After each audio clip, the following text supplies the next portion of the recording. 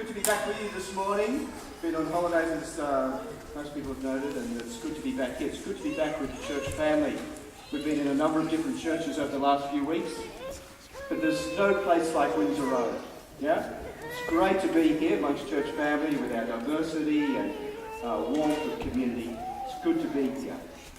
As Russell mentioned earlier, we're in the middle of a series.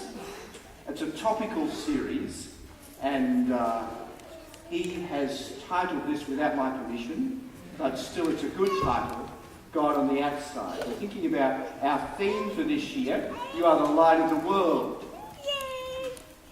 What does that mean for us? How do we live like that in our world?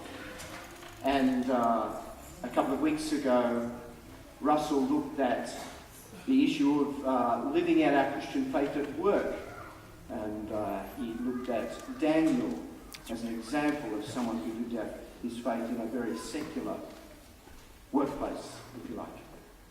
Last week, Mark shared with us, how do we survive, how do we live, how do we take the light of Christ when we're living in a relationship, in a family where people may not know Jesus? Very important topic for many of us. Today, I'm going to be looking at the topic of science and religion.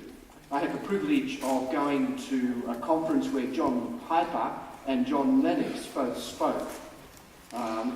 Speaking a little bit more about John Lennox, but he's a professor of mathematics at Oxford University, an apologist, someone who helps defend the Christian faith. I went to a conference which he spoke at. Many of you have heard of John Lennox, I'm sure.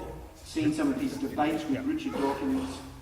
We're going to look at a little bit of that in a moment. But it challenged me to think through this whole issue again of science as opposed to religion or faith. And so we'll look a little bit at that, and I've entitled the talk this morning, Has Science Buried God? And none of this is original, and it actually comes from a book by John Lennox called God's Undertaker. Has Science Buried God? It's a great read if you're interested in thinking through the issues of science and religion. Not an easy read. John Lennox, as I mentioned, is a mathematician and a philosopher of science, and so he deals with some of the arguments in some detail. So what I'm going to try and do today is take some of his arguments and hopefully simplify them a little bit and make it a little bit more digestible. John Lennox has just released this book. It's called Gunning for God, and deals with a lot of the questions that the new atheists are asking about how religion has caused pollution of our society and caused a lot of suffering and harm. And the new atheists are saying we should do away with religion. So he answers some of the questions in this book. Also, you may or may not be aware that Stephen Hawking, sometimes it gets confusing to remember Richard Dawkins versus Stephen Hawking. Stephen Hawking is a physicist. You'll know about him because he has suffered from motor neurone disease and is in a wheelchair, and he speaks with a voice synthesizer, but a very brilliant man. Up until recently, he's left the question of God unresolved for him, but recently he's come out prompted by the new atheists in terms of questioning the existence of God. And John Lennox has written a book to debate some of the issues raised by Stephen Hawking. So there's lots of good information around. What I propose to do today, I must admit that I don't really like speaking on these topical issues in church in a sermon, because I believe it's really important to look at the Bible and teach the Bible systematically. That's what I prefer to do. But I think some of these issues are really important that we discuss and look at. So I don't claim any expertise of my own, although I do have a science background and I've read quite widely and studied a lot of the issues, but I don't claim any authority for myself. And when we deal with some of these issues, they can be divisive. And so it's important that we think about the issues and discuss them, but realise that there are different points of view in some of these issues. I'm going to be dealing with this issue of science and religion in a two-part series. Today we're going to look at the bigger picture, and next week I'm going to deal with specifically the issue with evolution and Genesis. So we're going to look at how can we look at some of the information, some of the research that's come to us through science, particularly geology, the old Earth theory, and how do we tie that in with our Genesis of account of 7 days of creation. So we'll look at that specifically next week.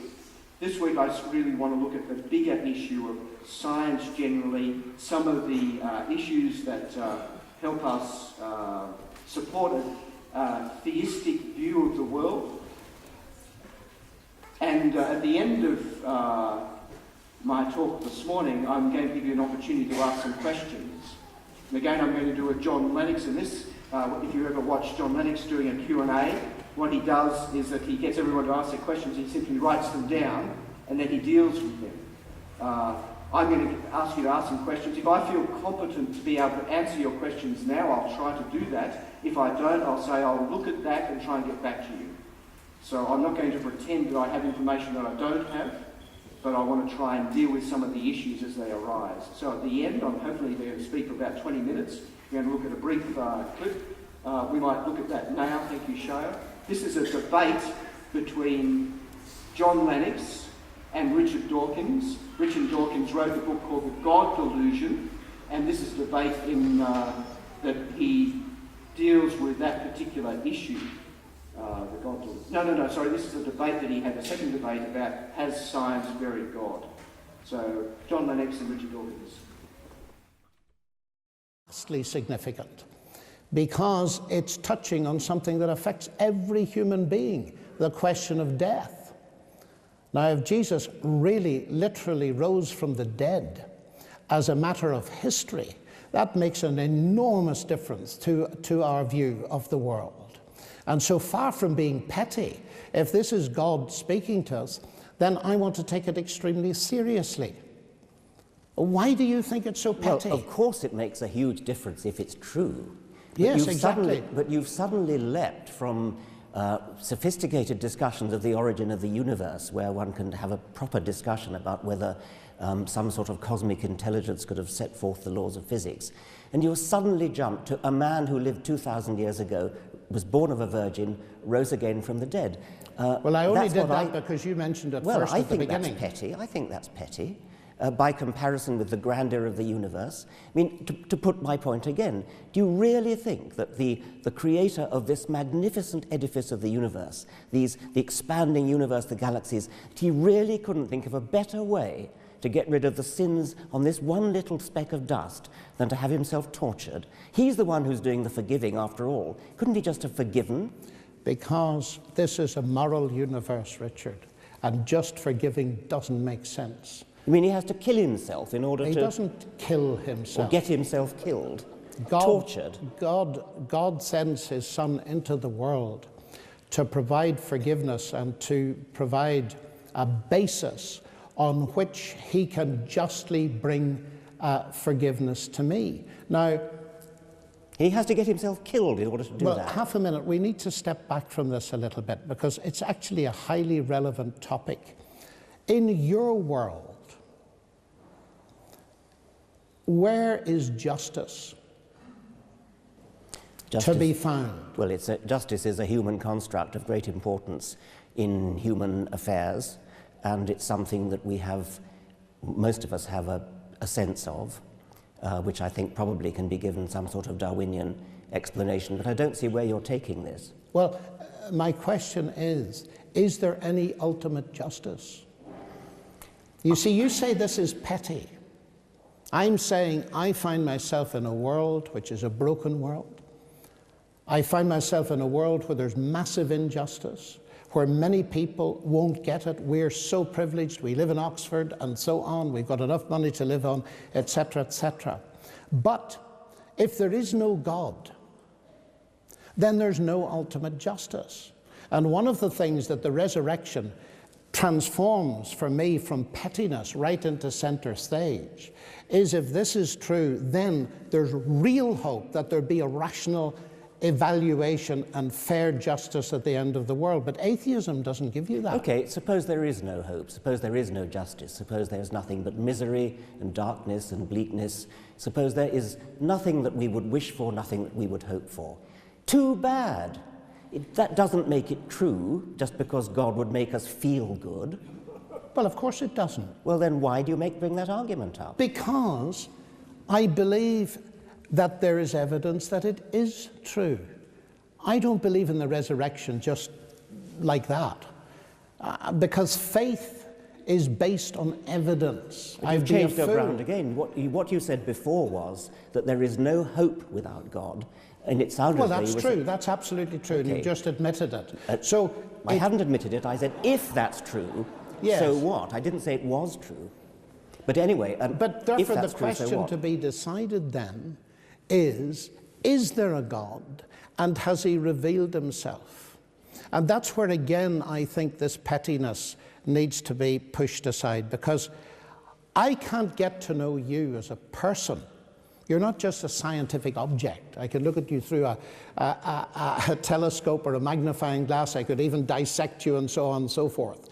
But because you are a person, I cannot get to know you unless you're prepared to reveal yourself to me. So the fact that the claim of Christ to be the truth, to be God incarnate, that makes perfect sense to me, because if there is a God who invented this wonderful, marvelous universe with all its science and all the rest, then he has taken the initiative in getting to know us and revealing himself to us. And he's revealed himself to us at the level we can understand. We're persons, he's a person. That at least makes sense. So one of the very important questions to ask is that really true? Or is this simply myth and fantasy? Well, myth and fantasy for me. Yeah, well, do you know, that disturbs me for the following reason. Reading your book, The God Delusion, you say that it's under scholarly dispute among historians that Jesus actually existed. Now, I checked with the ancient historians. That is not so. And it disturbed me. History is not natural science. But what I don't understand is this, why you would write something like that. I don't think it's a very important question whether Jesus existed. There are some historians, most historians think he did, some They historians certainly don't. do. I couldn't find an ancient historian that didn't. Well, there are one or two, but I don't really care, actually, because precisely because it's petty. I mean, if you could possibly persuade me that there was some kind of creative force in the universe, there was some kind of physical, mathematical genius who created everything, the expanding universe, devised quantum theory, relativity, and all that. You could possibly persuade me of that. But that is radically and fundamentally incompatible with the sort of God who cares about sin, the sort of God who cares about what you do with your genitals, the sort of God who is interested, who has the slightest interest in your private thoughts and wickednesses and things like that. Surely you can see that a God who's grand enough to make the universe is not going to give a tuppenny cuss about what you're thinking about and your sins and things like that. So you think that morality is not important? Of course I don't think morality is not important. I'm a human being. Sounds like you get a little bit of the feeling for the tenor of the argument, don't you? I want to step back a little bit, and if I could have that PowerPoint, please, Shale. I must apologise for the notes in the newsletter. I put these together last Friday, and I'm not a very good typist. And then I had to email them to Sue, and then Sue had to decipher them and get them into the newsletter, and they got a little bit confused in the process. So it's my fault. If you want to correct the notes in your newsletter as we go along, I've corrected the PowerPoint. So there's some information here. As you are probably aware, who's aware of the debate between Dawkins and John Lennox? Have you heard these debates before, or aware of some of the issues? These new atheists, in a sense of a right, the arguments that they make are not new arguments, but there's a new militancy that have come through what's called the New Atheists. And you may hear some of these names of Richard Dawkins. He seems to be the most vocal and verbal leader of the New Atheists. There's another guy called Christopher Hitchens, and also a guy called Daniel Dennett and Sam Harris. And I mentioned a little about Stephen Hawking before. But you can see some of the quotes that are there. This is from Richard Dawkins. It's absolutely safe to say that if you meet someone who claims not to believe in evolution, that person is ignorant, stupid, or insane, or wicked, but I'd rather not consider that. That's a quote of Richard Dawkins. We'll think about those issues of evolution next week. Christopher Hitchens has this quote: I'm not even an atheist so much as I am an anti-theist. I not only maintain that all religions are versions of the same untruth, but I hold that the influence of churches and the effect of religious belief is positively harmful. Can you get the sort of tenor of some of their arguments, that they're not only posing an alternative, but they're positively antagonistic to Christianity and to faith generally?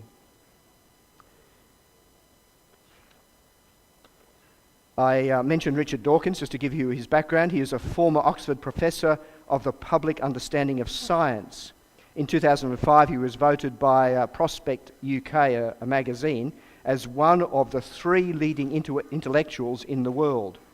In 2006, his book, The God Delusion, dominated the bestseller lists, and over 2 million copies were sold in English alone. Christopher Hitchens is a writer and professor of liberal studies in New York, and he's written a book called God is Not Great. Daniel Dennett is a scientist, a neuroscientist, I think. No, he's a scientist, and he describes himself as a godless philosopher. And Sam Harris is a neuroscientist.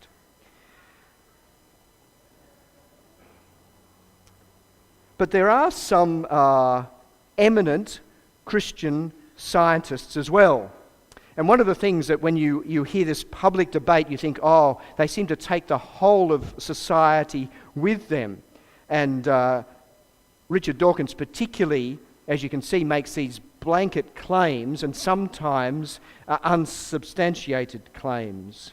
There are a number of eminent scientists who are Christians. In my notes, and you can see on the next slide, perhaps if you go back to the previous slide, I think, Charles, yeah, there's a number of, no? Next slide. You'll see it there eventually. We'll get there. But there's these eminent scientists, Sir John Horton, I mentioned them in the notes, Fellow of the Royal Society. He's a Professor of Physics at Oxford and Director of the British Meteorological Office and Head of the IPC, the Climate Change Panel. Francis Collins is a Director of the National Institute of Health in the USA and was former head of the Human Genome Project. It's interesting, Francis Collins speaks openly about his faith, and his predecessor in the particular position of the head of the Human Genome Project was Jim Watson. Jim Watson was a famous person who, along with Francis Crick, got the Nobel Prize for deciphering the DNA code. 2 very eminent scientists, one's an atheist and one's a theist. They look at the same material and yet come up with very different conclusions. Another eminent scientist is William Phillips. He's an American Nobel Prize winning physicist. So when Richard Dawkins makes these amazing claims that there are no scientists, credible scientists who believe or have faith, then he's blatantly wrong in his claims, because there are many eminent scientists. In fact, there was a survey done, and this information is in John Lennox's book, Has Science Buried God? There was a survey done in 1910 of 1,000 scientists, and there was a 70% response, and the question that was asked of 1,000 scientists in 1910 is this: do you believe in a God who answers prayer? So it's a very specific question. Do you believe in a God who answers prayer? Out of 70% who responded, 41.8% said yes. 41.8% of scientists said they yes, they did believe in a God who answers prayer. 41.5% said no, and 16.7% said they were agnostic. That was in 1910. Same survey was done in 1996, and the response rate was 60%. And to the question, do you believe in a God who answers prayer, 39.6% said yes. So over those 80 years, with all the evidence and discussion of science and atheism, the change in believing science was negligible. Scientists who believe, who have faith, went down from 41.8% to 39.6%. So there are many, many eminent scientists who believe, who have faith. One of the things that we find then is it's not just so much about is science against God, but it's really scientists, people who have a particular worldview. And I've just listed there. I'm going to go very quickly here and just give you some information. A couple of things I'd like to make generally about this debate. I really appreciate John Lennox in the way that he enters into the debate in a very respectful way. I don't know whether you've seen him in any of the debates. He was on Q&A here in Australia. He's debated a number of philosophers and scientists, Dawkins and Hitchens, but he's always very respectful. I think we can learn a lot from him, and when we do enter into these debates, being quite respectful and open in the way that you approach it. But when we look at the philosophies that lie behind these worldviews, it basically comes to whether you have a theistic worldview or a naturalistic worldview. A naturalistic worldview starts with the assumption that we live in a closed universe.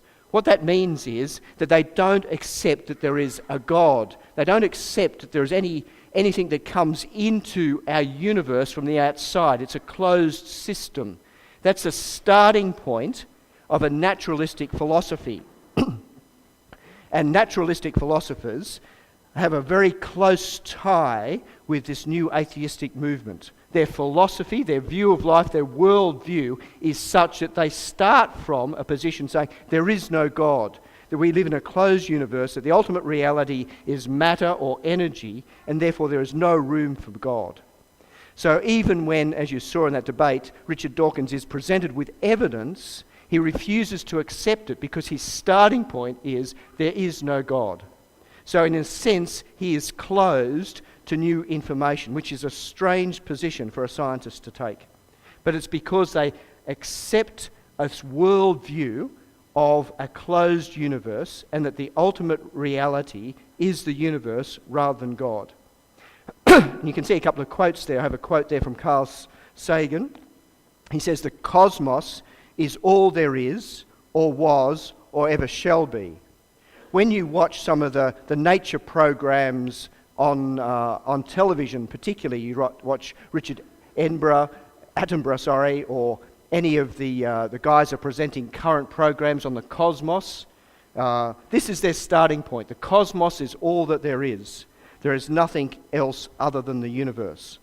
And this amazing quote from Richard Dawkins. And by the way, the bold type is my typing. It's not what Richard Dawkins actually, in his quote, it wasn't put in bold.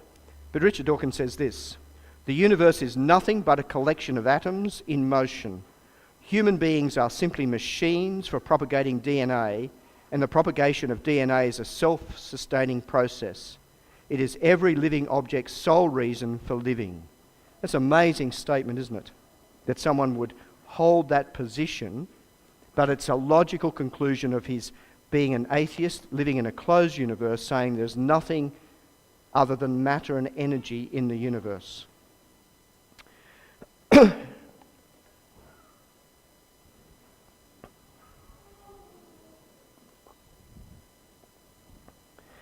Well, one of the questions we have to deal with, and what John Lennox was trying to get Richard Dawkins to understand, is the nature of faith. And what often happens in these debates, particularly from these atheists, as Richard Dawkins, is he puts up what we call a straw man and then shoots down that person. And he talks about the blind watchmaker in one of his books and saying that people who have faith, they believe blindly in processes, that there's no actual evidence for design or for a God in the universe. But he misunderstands the nature of faith, and, that discussion that I particularly wanted you to hear was that here is a very intelligent scientist, John Lennox, a professor of mathematics at Oxford University, and giving the evidence for his faith, that is evidence based on the resurrection. And he was saying that there's hardly any credible ancient historians that deny the existence of Jesus, and also there's very good evidence for the resurrection. And this is what our Christian faith is based on. It's not blind faith. It's not saying I'm going to believe despite the evidence, but it's believing because of the evidence. One of the things that we have to be careful of as Christians, and some Christians get into this particular problem of thinking about God in the gaps. That is, that science explains a certain amount of things, and the things that science can't explain, that's what God does. That God is in the gaps in our knowledge. But the important thing for us Christians to realise is that God works through processes. And again, Richard Dawkins sometimes confuses the issue of the mechanism, and so science can look at the mechanism of how things happen, can describe what is going on, but because you can describe a process doesn't mean that you can eliminate the fact there is an agent behind that process. So God, in his sovereignty, decides to operate through natural processes. So he sets up what we perceive as laws of the universe, regular processes, and God works through those processes. So science and faith are not an alternative. You don't have a scientific explanation of the world versus a faith explanation of the world. That God can and does work through science and their explanation. It's a mechanism that God has set up. So we have to be careful that we don't have a false dichotomy between God and science. In fact, as many of you would know, and John Lennox shows the basis for this, is that science originated with many, many people who had a personal faith. Came out of the Enlightenment, sure, but many of the early famous scientists were theists. They had a faith in God. And so that leads us on to an argument that we can have for God, if you like, or for a creator. If the next slide, please, Charlotte. And here's some of the arguments that John Lennox brings forward, and you can read about them in his various books.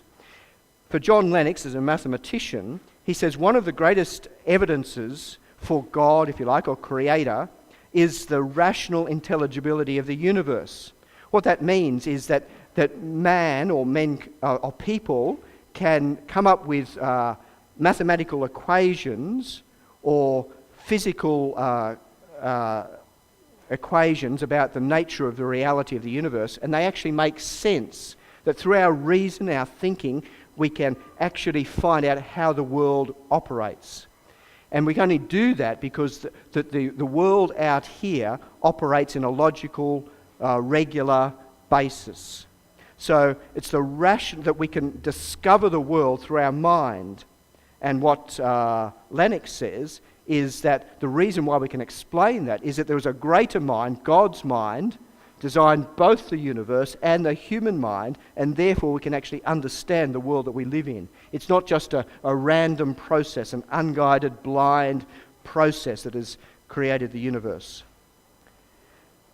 The second point that he makes is that the universe has a beginning. Now, there's been a paradigm shift in science over the last 50 years. Prior, from the Enlightenment onwards, or from back to Greek philosophy, that there was a view that the universe was eternal, that it never had a beginning, it just was. But through various scientific discoveries, people now come to the conclusion that the universe actually had a beginning. And Richard Dawkins holds that view, that there was a beginning to the universe. And we hear a lot spoken about the Big Bang theory. But it's interesting that that paradigm shift has occurred, and now scientists generally believe that the universe had a beginning, and that corresponds with what the Bible teaches, that there was a beginning to the universe, and there is something beyond the universe, that is, God is the ultimate reality, not the universe. Many of you will be familiar with the discussions of the fine-tuning of the universe. The next slide, please. And I'm not going to go into these in detail, but there's an amazing amount of information about how the universe that we live in is so fine-tuned. People speak about the energy levels in the universe, particularly related to the carbon atom. And they say that if there's a variation of 1% in these energy levels of the carbon atom, that the universe couldn't exist, a variation of 1%. There's other amazing statements about, and I don't understand all these issues, I'm not a physicist, but they talk about the balance between the nuclear strong forces to the electromagnetic forces. And they say that if there was a difference in these balance of forces by 1 part in 10 to the 16th, there would no stars be formed. It's an amazing figure, 10 to the 16th. You remember your maths? 10 squared, that's 100, 10 cubed, that's 1,000. 10 to the 16th. It was a variation in 1 part in 10 to the 16th that no stars could be formed.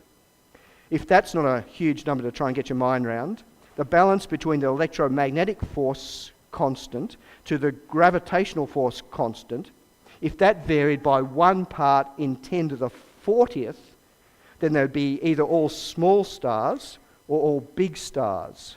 So there's this incredible level of fine-tuning in the universe.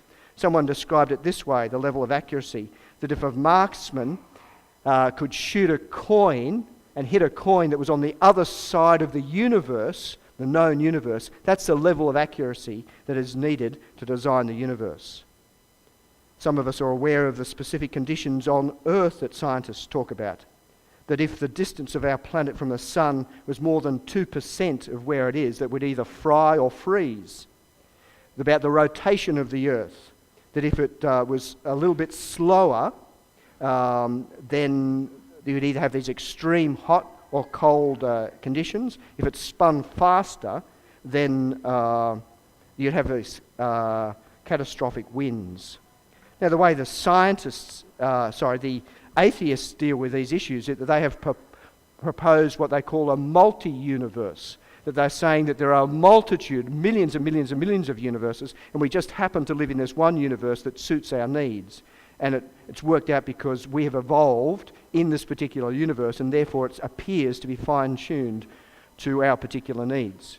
To my mind, that's a much harder position to accept than to accept the position of a creator. I'll speak a little bit more next week about the issue of the origin of life and the complexity of living cells. It's an area that I'm a little bit more familiar with. But one of the great advances in science is in information technology and looking at the information that's stored in the DNA molecules. And John Lennox speaks about the specified complexity of the DNA structure and the information that's stored there. How did that information get there in the first place? And atheistic scientists have no explanation for the input of information that must have occurred to get the specific structure of DNA and the multiplications that happens in cells. So what I've sought to do very briefly is to show you that there are good explanations for our universe from a point of view of a creator, that not all scientists are against religion. There are many eminent scientists who have faith, and there are good explanations to answer some of the criticisms of the militant new atheists. And if these are issues for you, if you've been challenged in your own faith in some of these issues, I encourage you to read some of these books or look at the debate that John Lennox has entered into. He provides some very credible alternatives to the arguments that are being put forward by the new atheists. I simply want to close and then give you a chance, if anybody would like to ask a question, with these 3 quotes. And it's important that as evangelical Christians, we believe that our faith is not just a blind faith, but it's based on evidence. But there is also an explanation why people don't believe. And the Bible becomes our authority for what we do believe. And these wonderful statements in Romans, let me read them to you. They're in your newsletter if you'd like to have a look at them. They're also on the screen. Here's a quote from Paul in Romans chapter 1, and it may resonate with you when you think about some of the arguments that these atheistic scientists put forward. Paul says, writing over 2,000 years ago, nearly 2,000 years ago, they know the truth about God because he has made it obvious to them. For ever since the world was created, people have seen the earth and the sky. Through everything God made, they can clearly see his invisible qualities, his eternal power and divine nature. So they have no excuse for not knowing God. Yes, they knew God, but they wouldn't worship him as God or even give him thanks. And they began to think up foolish ideas of what God was like. As a result, their minds became dark and confused. Claiming to be wise, they instead became utter fools. And again, John writing these words that you know so well. In the beginning, God created the heavens and the earth was formless and empty, and darkness covered the deep waters, and the Spirit of God was hovering over the surface of the waters. We'll look at that statement next week. In the beginning was the Word. The Word already existed. The Word was with God, and the Word was God. He existed in the beginning with God. God created everything through him, and nothing was created except through him. They're amazing statements, aren't they? Well, I want to give you an opportunity of asking a question. Ed's got a mic down there. If anyone would like to raise a question, as I said earlier, I can't guarantee to answer it, but I'll take note of it and I'll try and answer it next week if I can't answer it now. Does anyone like to ask a question or make a comment on some of the issues that we've been talking about this morning? If you'd like just to raise your hand and Ed will bring a mic.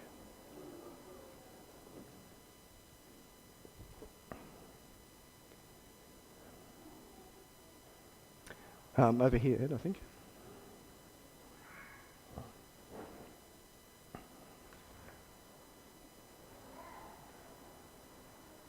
Over the back row.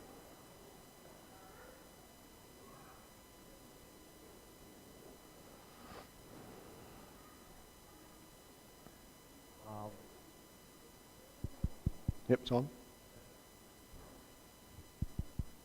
What if there's other, like life forms out there besides us? Does that mean anything? Sorry, I didn't hear the question. Could you? What if there's other Other life life forms out there? forms? Yep.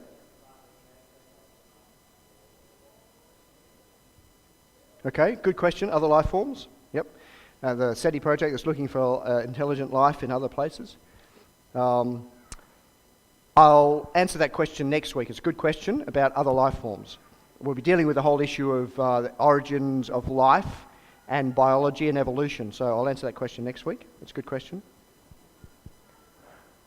Is there anyone else got a question that they'd like to ask that I can think about? Issue of science and religion. James? Yep.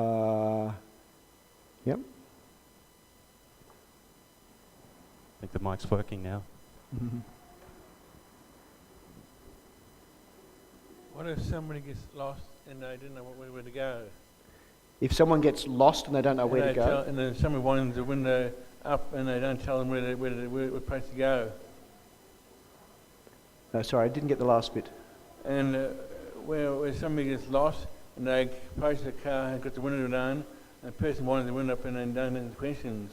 Yeah, that's a good question about if someone is lost, how do they find their way? I think that's why it's good to live in a community where people can actually help them and we can talk about those things and find a way forward together. So thank you for that. That's a good question.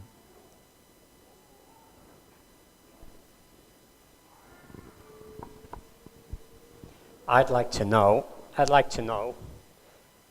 what is the explanation that the atheists give for all the miracles that happen all around us every day and all over the world. What's the explanation for these miracles? And these miracles are mainly brought about by prayer. So if there is no God, who is answering all these miracles and who is performing all these cures and healings and guidance? Yeah, that's a good question, Dennis, about miracles. And it's a very important question, because what the atheists would say is that if there was a God, they don't believe that he would actually violate the laws that he's established. And they talk about the probabilities of that actually happening. And so because of their worldview, they say that there is no God, and therefore God doesn't intervene in the world. And the way they would explain that, they would say that people are actually either deluded, that they believe that things happen, but it didn't actually happen, or that there's a scientific explanation for those things, that they could have occurred by chance. So atheists would say there is no God, there is no miracles, all there is science and the laws of nature, and that people who believe in miracles are actually deluded. That's their answer. So they've got to have some faith too. Yes, that's a very good comment, is that there's a lot of faith. Scientists, the atheistic scientists, would say that it's only religion that has faith, but there's a lot of faith that goes into science as well, or holding a position. That's a very good point. Yeah. Ashley? Oh, yep. Would you say science believes in good and bad luck rather than God? I don't think scientists talk about luck, but they do talk about chance. And one of the big issues that arises out of that, and I'm not sure whether this ties in with your question, but there's the issue of morality. How did morality arise if we just live in a random universe? And so the big issue for atheists is to give a case for morality, that doing one thing is actually better than something else. But I don't think they talk about luck. They would talk about probability, and the probability that certain events could occur. Yeah. Science isn't my strength, but death is just around the corner for all of us. What does so Richard Dawkins, who doesn't believe in God, is he afraid of death, or what does he think about? What will happen to him when he dies? Good question. You heard a little bit of the response, that he says that his point is that we need to work out what is true. And if it is true that there is no God, then we have to live with the universe that we have. And whether that means misery or hopelessness, that's what it is. It's interesting that Richard Dawkins funded an ad campaign that went round, I think it was in Britain, and they hired these buses and had slogans placed on the bus. And the slogan went something like this: the probability is that there is no God, therefore stop worrying and enjoy yourself. So their thought is that if there is no God, then this is all the world that we have. We might as well just enjoy ourselves and not have any concern. And they would simply say that death is the end. So this is life, is all that there is. So from our point of view, we would say that there is no hope. They are hopeless, but they would say that they are realists. They're just living in the world as it is. It's a good question, though. One last question, Mike. We believe that we're created by God. If the world believes in evolution, what is the evidence of evolution if we believe there is no evidence? Yeah. That's a very good question, and I'm going to deal with the whole question of evolution next week. Let me give you a little answer in the sense of we have to define what we mean by evolution, whether we believe in microevolution, that is that there are changes within species, or whether we believe in macroevolution, that is that there are change from species to other species.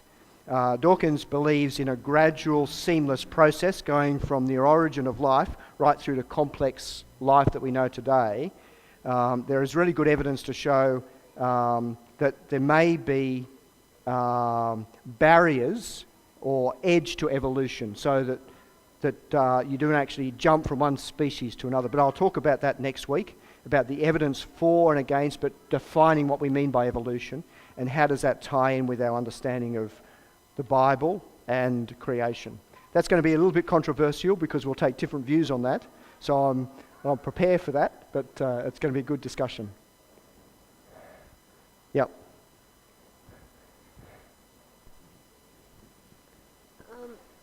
given that Dawkins sometimes makes unsubstantiated claims, like the one he had made about the historical, evidence of faith, I'm just wondering what he's talking about when he says that we are machines for DNA, for propagating DNA, and it's a self-propagating process. Has he substantiated that? And two, I want to know what he's talked about the Human Genome Project, and the fact that in all of us is that the DNA code for the humans is virtually identical. And how come it's that way for every other human being from America, from what chance is there, what probability is there that it just happened randomly? And yeah, I want to know what he talks about genetics. Yeah, I think when you look at DNA, and again we'll talk about this next week, is that you can interpret the evidence in two ways. You can say that because humans share 95% the same DNA as chimpanzees, that there's a common descent, that we have a common ancestor. Or you could say that there's a common design, that God has worked out a design that actually works, and therefore it's common to life generally. One of the arguments for creation is that the DNA structure of bacteria, and they've found very ancient bacteria forms, hasn't changed much over time. And so there is not a lot of evidence that the DNA, the information stored in DNA, has actually changed over time. So there's good evidence, but we'll talk about that next week in terms of the complexity of life and the arguments for the origin of life and the reproduction within the cell structure. So it's a very... I think myself personally that the atheists are all frightened to dying, and they're trying to stir us all up to show us, for us to show them how they can have what we've got. Yeah, well, that's an interesting thought too. Get that comment.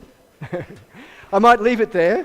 It's a good point to end on. Some people talk about the Freudian background to both faith and to atheists, whether they're afraid of their father or whether they've lost a father or whatever. But anyway, I'm going to pray and then hand back over to Mark, who will close our service. Father God, we've been dealing with some really big issues, some tough issues. We thank you that you've given us minds, and your great commandments is to love God with all our heart, mind, soul, and strength. So help us to use our minds well, to understand some of these arguments, and to be able to give a reasoned explanation for our faith. Guide us as we think through these things, we pray in Jesus' name. Amen.